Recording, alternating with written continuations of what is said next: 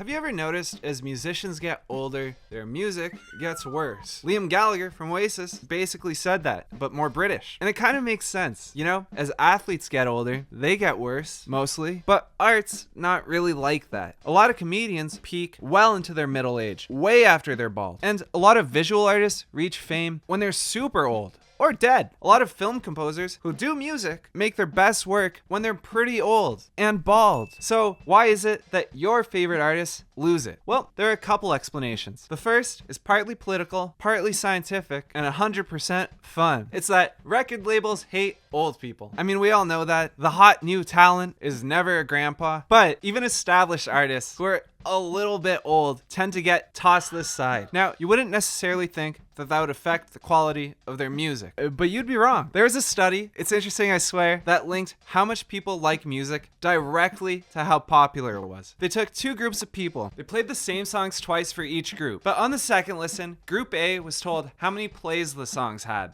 on MySpace. And they said, actually, that popular song's pretty good now that I think about it. Group B wasn't told anything, and they didn't care. Which means that if a record label's not promoting your favorite artist's music, and it's not getting the same numbers, even if you don't think you care, odds are there's a tiny bit of your brain that's like, the new stuff that gets 1,000th of the plays as the old stuff probably isn't as good. But say that's not you. Say you hate popular stuff, but the new music still isn't as good. Well, there's another explanation, and that has to do with music taste. So your music taste is based off of things that sound somewhat familiar to you. It has to be noises at a tempo and rhythm that are kind of familiar to you for you to enjoy them. If it's too weird, you're gonna be like, what is going on? But it does have to be a little bit unpredictable. So that means in your life, you'll start off by liking kind of accessible music. But as you listen to more and more music, you're gonna get into kind of weirder and weirder stuff. Weirder chord progressions, melodies, production, you name it. If you think about that from a musician's standpoint,